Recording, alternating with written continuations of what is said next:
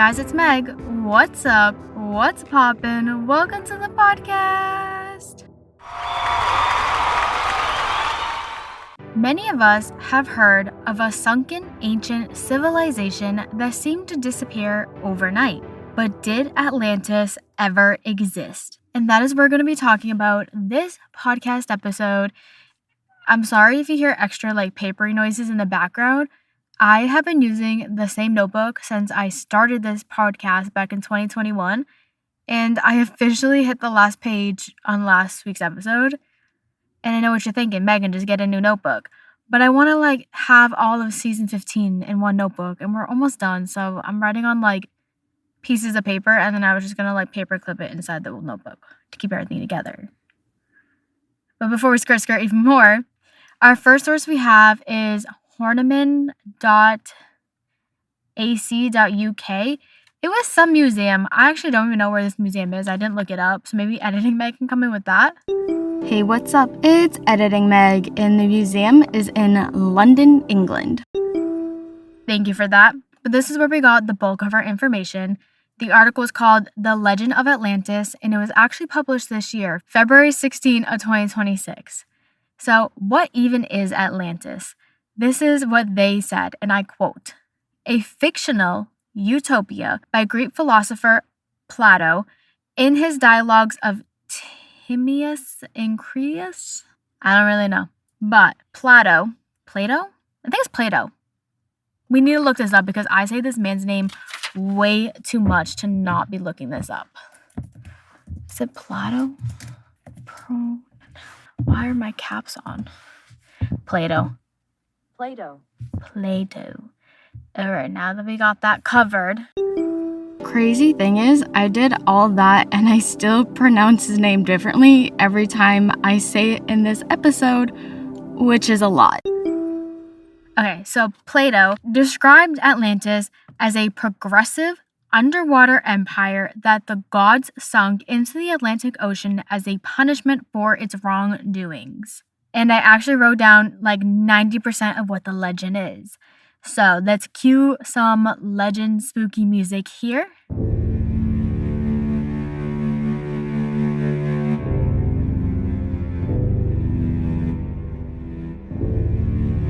This is Plato's story. So in his story, the world is divided and shared between the gods, and the gods basically picked what sections they were going to rule and everything like that. Well, then comes Poseidon. He is the god of the sea, of the ocean, and he creates Atlantis. Why does he create Atlantis? Because he slept with a mortal woman and ended up having 10 demigod sons. I feel so bad for that woman. Imagine having 10 demigod sons. Absolutely not. So basically, Poseidon makes Atlantis and then makes his 10 demigod sons the heir to Atlantis.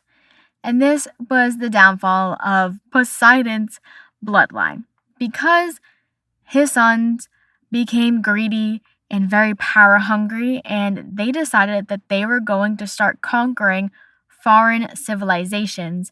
And they did. They conquered a lot of places that were near them until they came across Athens.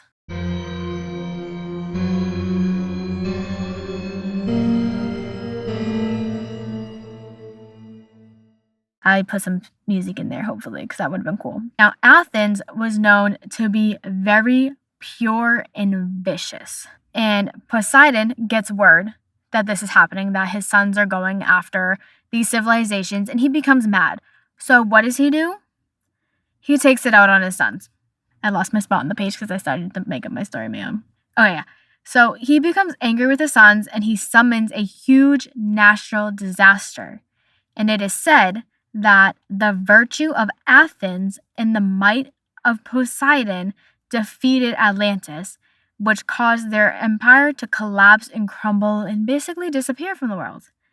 And they were saying that Plato's story warns against the dangers of power and corruption, as well as stressing the importance of goodness. And with everything going on in the world today, everywhere, I think that is so important. So I'm going to repeat that line.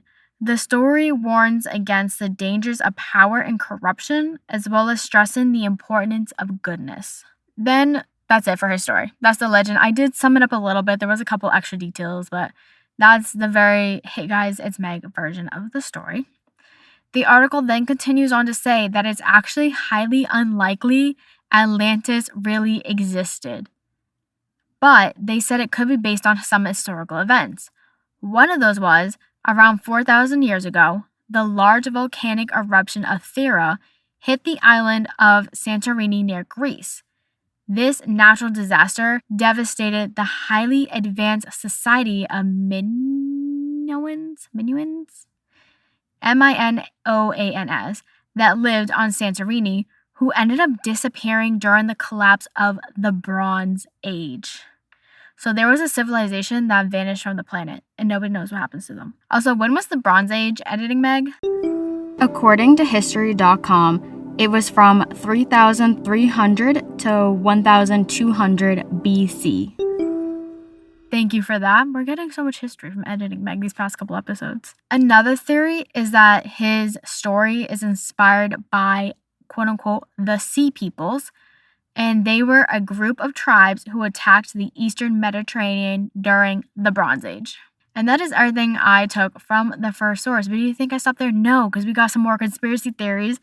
Thanks to source number 2, History.com, was Atlantis real? 6 theories about the lost civilization, and it was from May 28th of 2025, this article. Now, they did give a little more history that the first article didn't give, because they put like a time frame for Plato. They said around 360 BC, he described this civilization that existed 9,000 years before his time. We're skirting. Because I thought Atlantis was real. I'm gonna be honest. I thought Atlantis was really a thing, and it sunk, and I'm like, that's kind of weird, because like, wouldn't you think people like would have noticed it in the ocean by now? But now you're just gonna sit here and you're gonna tell me that this existed 9,000 years before Plato. They were not advanced like that. They're not like us. They didn't have Google. They didn't have, for you people who still use it, ChatGPT. You know, they didn't have AI to tell them what happened 9,000 years ago. So it's like, how did he know this civilization existed? They were also saying, I'm getting distracted. I was going to bump into a theory. We're going to cover that in a little bit. I'm getting ahead. What else did they say? Oh, they said that Plato described it as beyond the Pillars of Hercules, which is modern day Strait of Gibraltar. And they're saying that's roughly around where it could have sunk. But then the very first article we had was saying that it could have sunk actually near Spain. So no one really knows where Atlantis supposedly sunk. And they said that it was described as a wealthy empire with glorious architecture, advanced technology, and a strong military, and that it most likely sank into the ground around 9,600 BC. Now we're going to get into some conspiracy theories, because I love me a good conspiracy theory. I don't mean to be one of those tinfoil hat people, but they're just so entertaining. They really get you thinking. And here are 6 theories about Atlantis. Theory number 1. Atlantis was a mid-Atlantic continent that suddenly sunk into the ocean. And it was saying when like the platonic plates, you know, when the earth was like and it like separated, and that's why we have all the continents that we have. They were saying that it was like part of the landmass when the like plates shifted and it happened to fall through instead. Second theory is Atlantis was swallowed up by the Bermuda Triangle. I didn't write anything down for that one. I don't have any words to say about that one. They're saying it got swallowed by the Bermuda Triangle. Who knows? Theory number 3. Atlantis was Antarctica. You heard me right. They were saying that the Earth's crust shifted, displacing the continent that eventually became Antarctica from a location much further north. So it was saying because the continent got shifted up, its climate changed, everything about it changed, so it ended up becoming a frigid location that doomed its inhabitants. So the people that were living there before either literally froze over or they just fled. Theory number 4, moving on. The story of Atlantis was a mythical retelling of the Black Sea flood. The Black Sea was a freshwater lake, half its current size. So basically something happened. It was like a natural disaster, and this lake ended up flooding and becoming bigger, and it did ruin some people's areas of living. and people fled. So saying it could be a story of that. Or the very last theory is Atlantis didn't exist at all. Plato invented it. And this is where I was skirting earlier. Because they were saying that, one, like what I said, there is no ocean map, oceanography over all these years of people ever discovering anything about this civilization being underwater. There's no, like, what's the word I'm looking for? Artifacts. There's no artifacts that have ever been recovered from said location. 2, supposedly, Plato's story is the only thing they have ever been able to find that reference Atlantis. No one else ever references this supposed city. So, it makes you wonder, is Atlantis real? Is Atlantis not real? You know, for so many years, I lived my whole life thinking Atlantis was really a thing. I thought it was real. Now I'm starting to second guess it, because what do you mean it happened 9,000 years before he was born? How would he have known about that? Because a lot of stuff back then was verbal.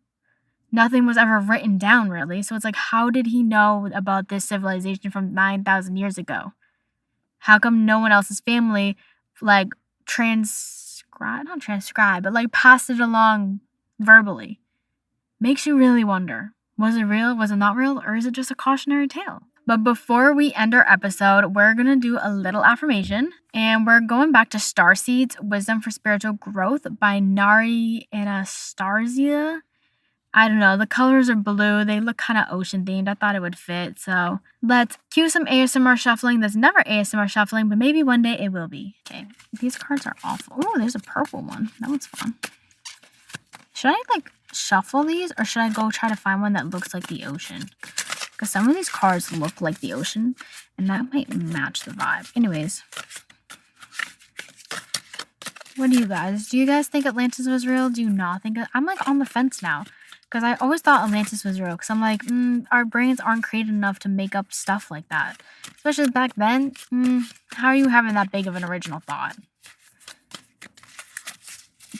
But now you're trying to tell me that it was 9,000 years? That makes me suspicious. I feel like it might be a cautionary tale. I almost dropped one and I should have, because it's not really, like, I can't shuffle these.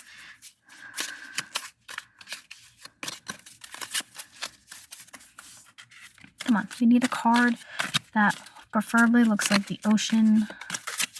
Fall out and tell us. Can you believe we're almost done with the podcast this season? I can't. This one keeps wanting to come out, but I think... Oh, okay. One fell out, and honestly, it kind of looks like the ocean. So let's... I think we've got this one before. Hold on. We've definitely got that one before, because I remember. It's the blue flame one. Let me see if I can shuffle again.